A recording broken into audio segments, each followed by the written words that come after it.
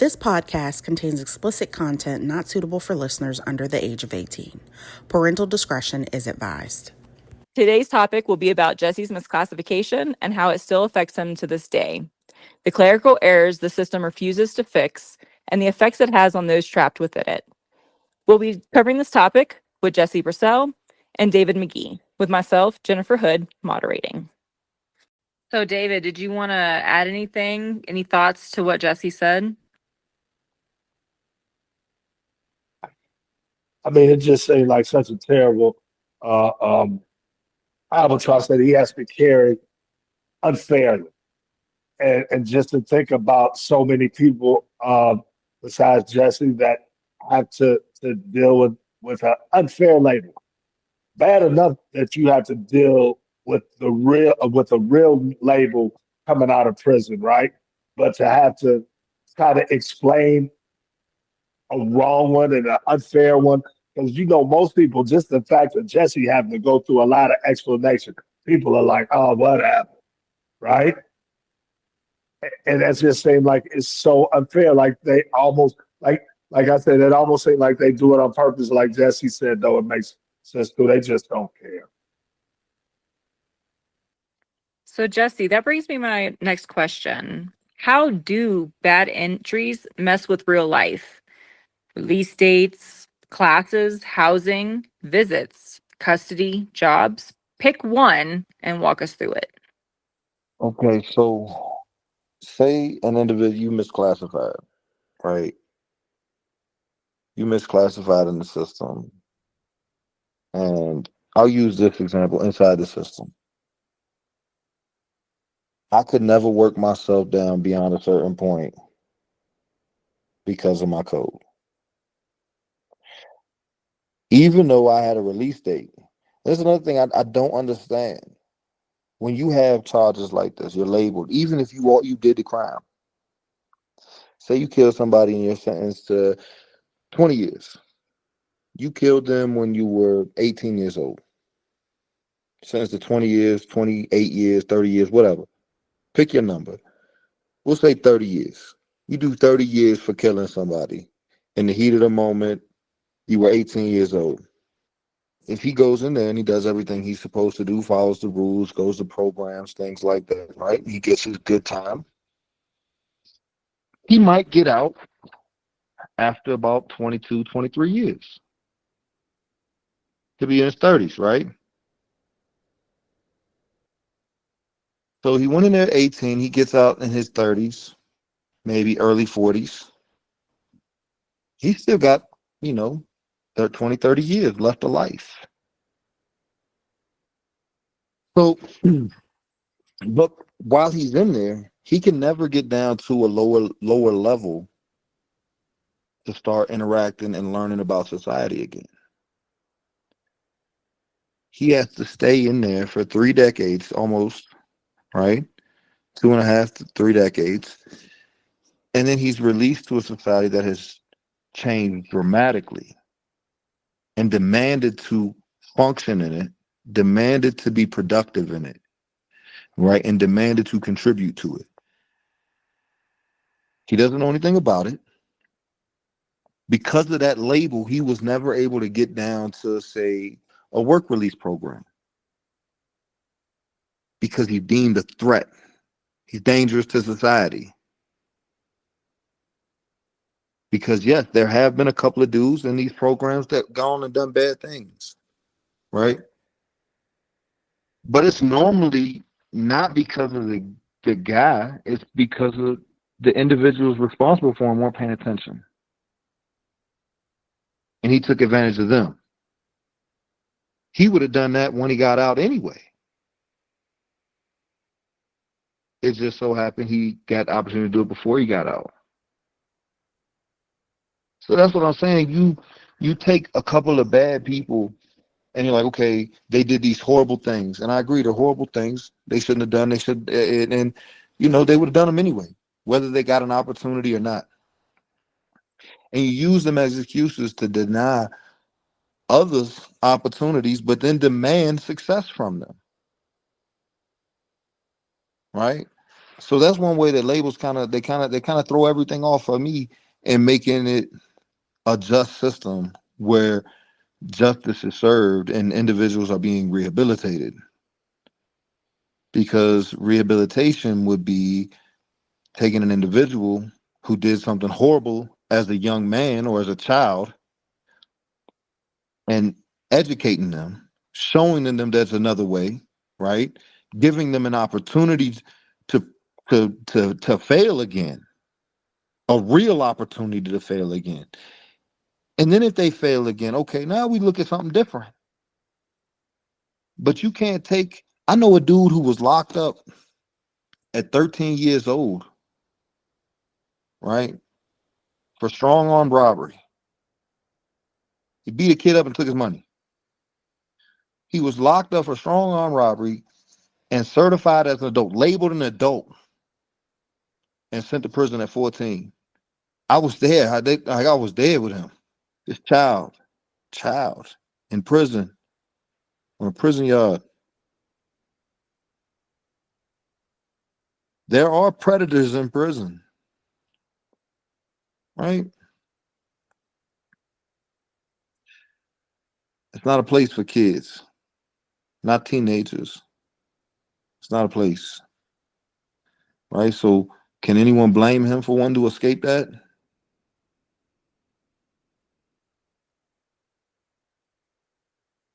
Is that justice?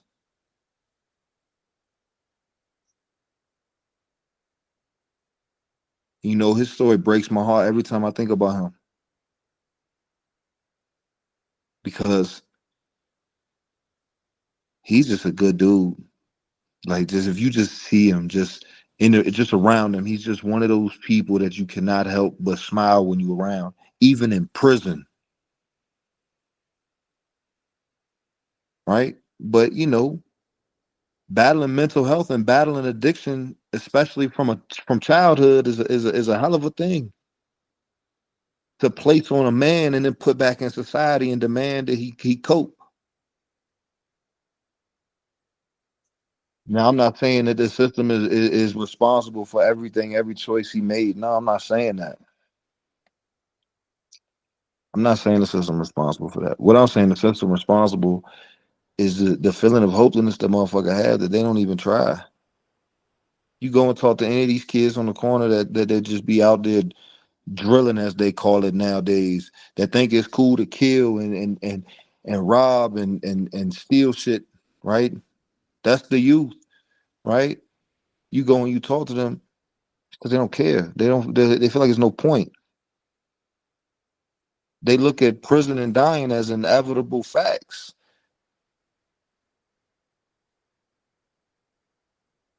Like there's nothing else. So I would say the system is definitely has a role in producing hopelessness. If you even go into the public education systems in a lot of these cities, look what they're producing from their schools, their so-called systems of education. Look what they're producing. Right? I just can't agree with a lot of it. So David, hearing Jesse talk about that, and I mean, he was practically a baby himself going in at 19, but he knows there's so many stories he could tell of kids, 14 to 18 getting sentenced like adults in Virginia to double digits mostly. You know what I mean? Like that's taking their whole life away. How can anybody justify putting a 14-year-old in prison for double digits?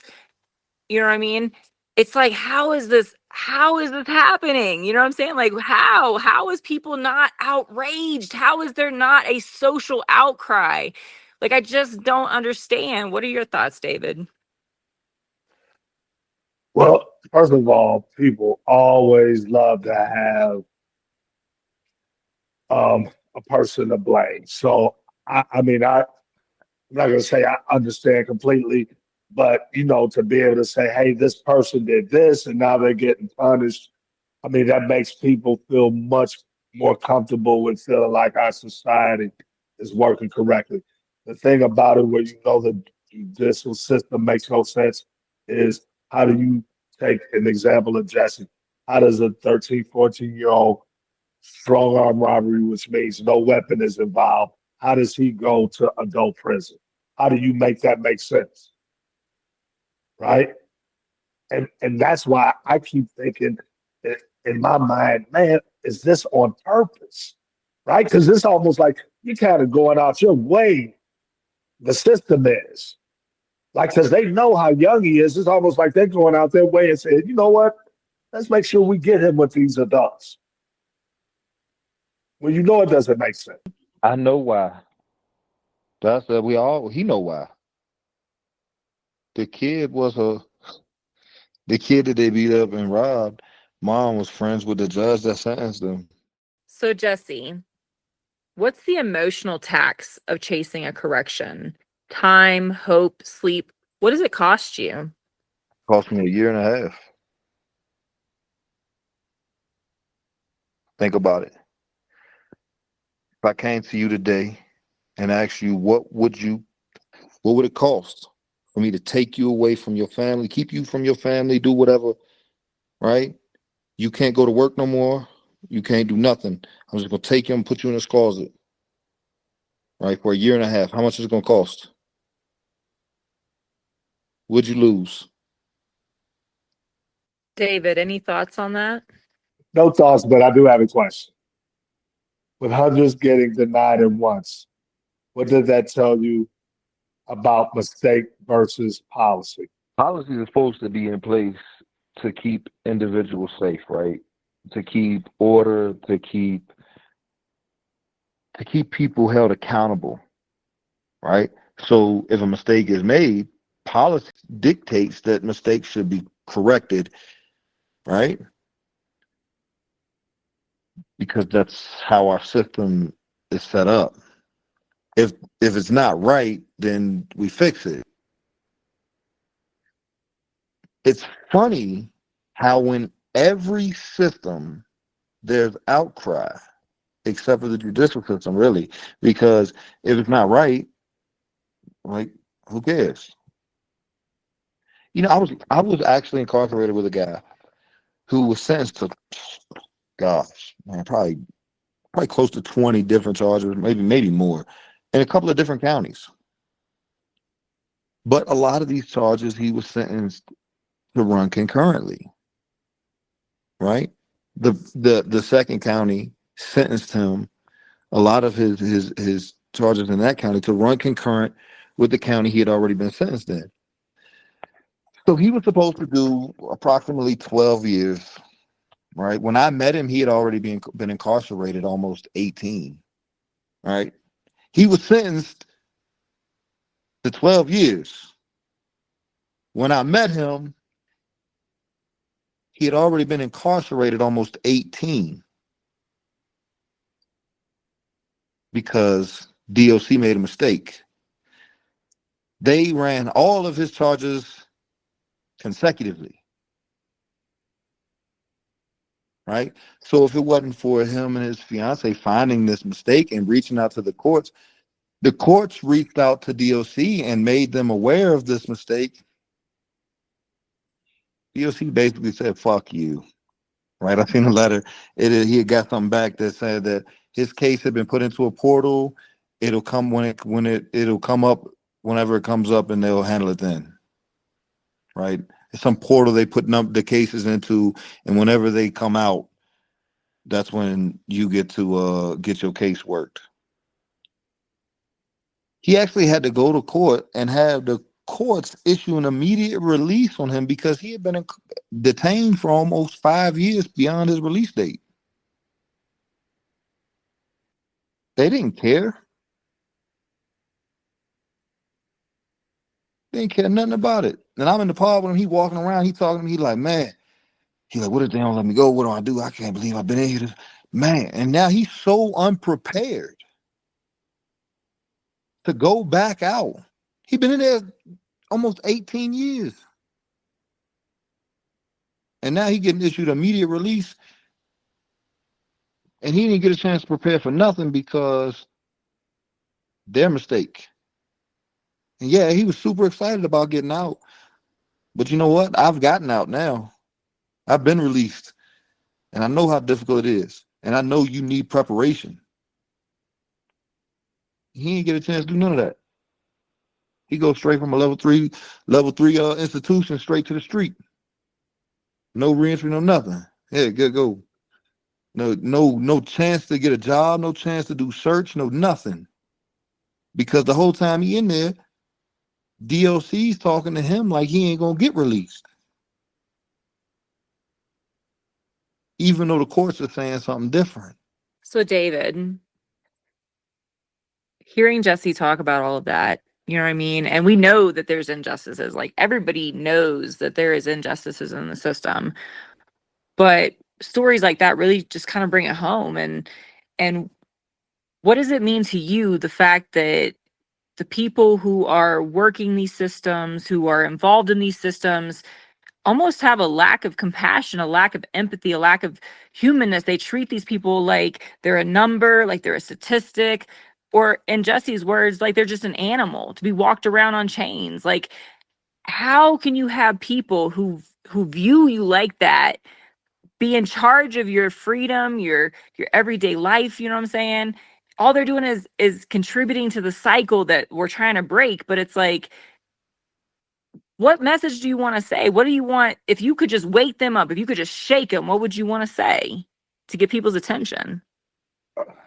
I mean, it's not a very complicated message. It's really simple. Just be human.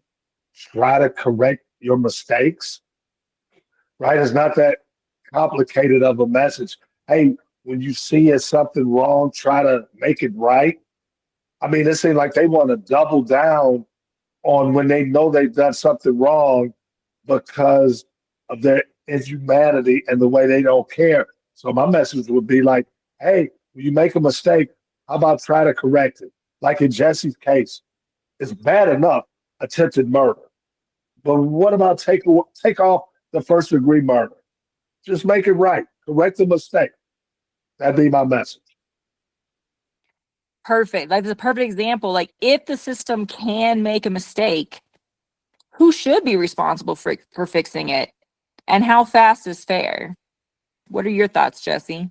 I think that justice should be given back to the people, man, instead of being used as a game, because that's all it is now. The justice system has been turned into a game, right? I feel like finding individuals within the justice system who actually care about the justice and making society a better place. I don't know. I'm feeling like they're very few and far between. For a lot of individuals, it's a well-paying career. It's a highly respected career, right? That's it. The hell are you doing to enact any difference in your community with your job? Why are you in that position if you're not coming up with changes to make it better? Right? It seems like the only policies they enact dehumanize and push individuals incarcerated further and further from society.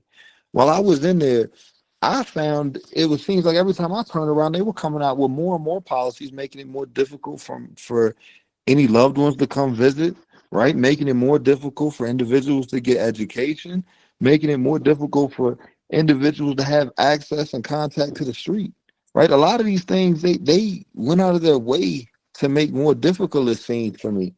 That doesn't you saying one thing, you getting funding for one thing, you're feeding disinformation to the people, but really it's all bullshit.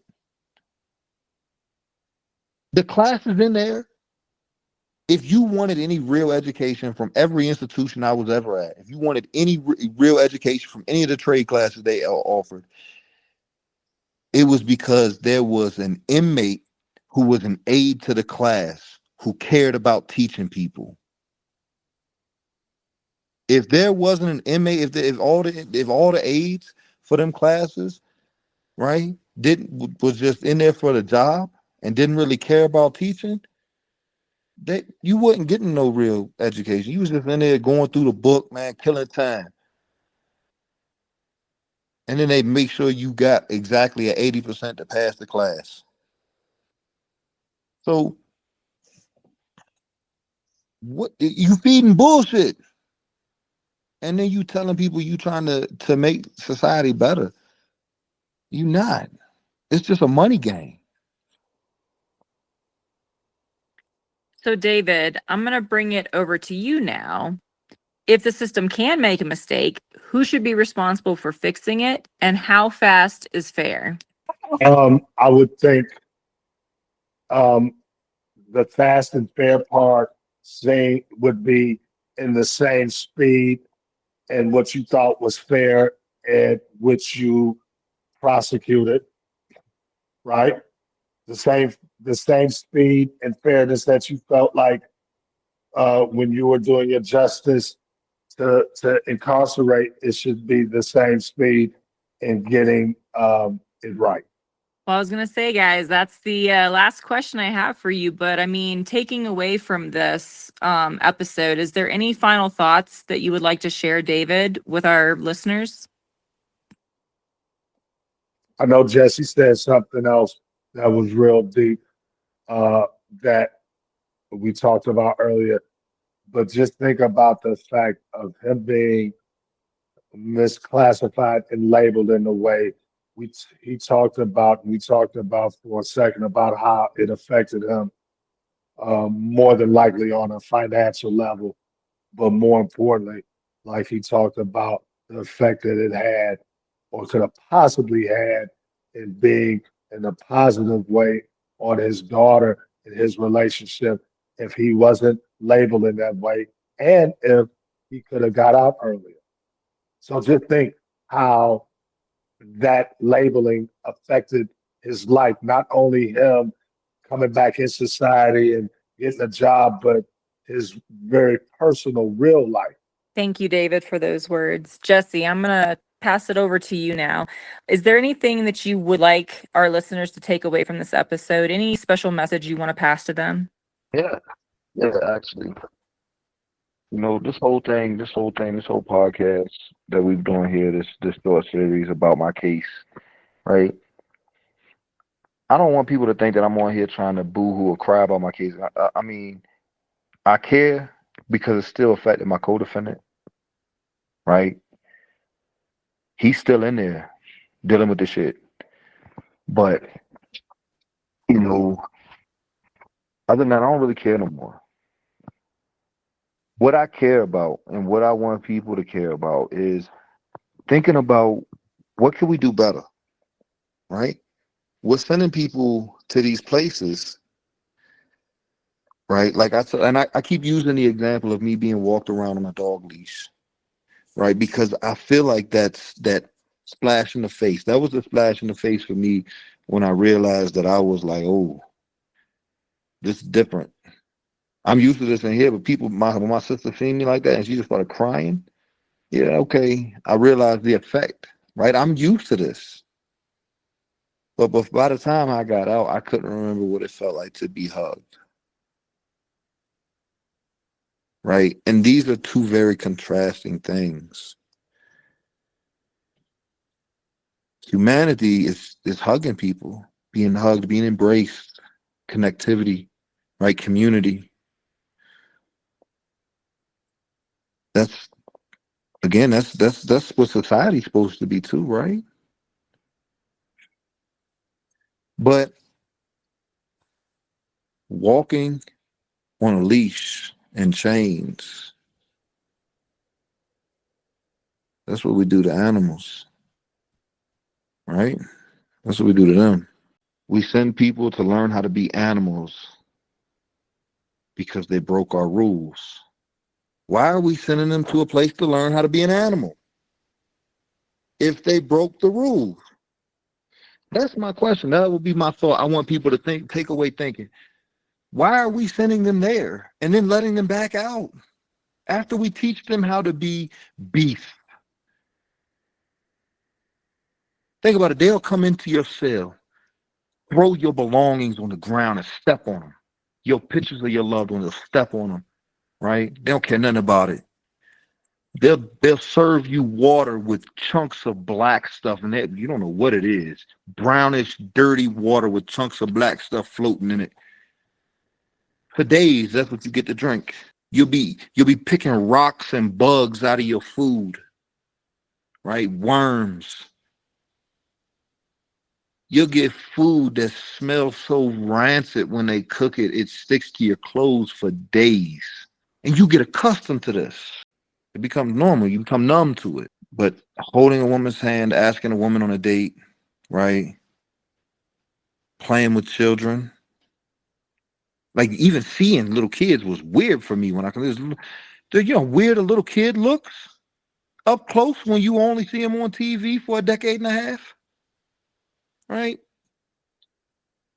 It's all humanity is like, okay, we'll take all of this away from you and reduce you to your baser animal instincts, right? And then we'll put you back in society and demand you conduct yourself as a civilized human being. And you wonder why these dudes come home angry, confused, lost, right? So what could we do better? There's really nothing. There's nothing. 2025, right? People are going on tours into outer space, right? Just floating around the ozone layer and shit for fun. But we can't come up with a better system for individuals to pay for breaking society's rules than reducing them to animals. That would be my final thoughts. Thank you, Jesse. And that concludes today's episode. Do you have any questions for Jesse and David? Are there anything that you want them to really touch on a little bit more? Is there something that's burning in your mind and you just really want to ask them? Please drop your questions below or send them to us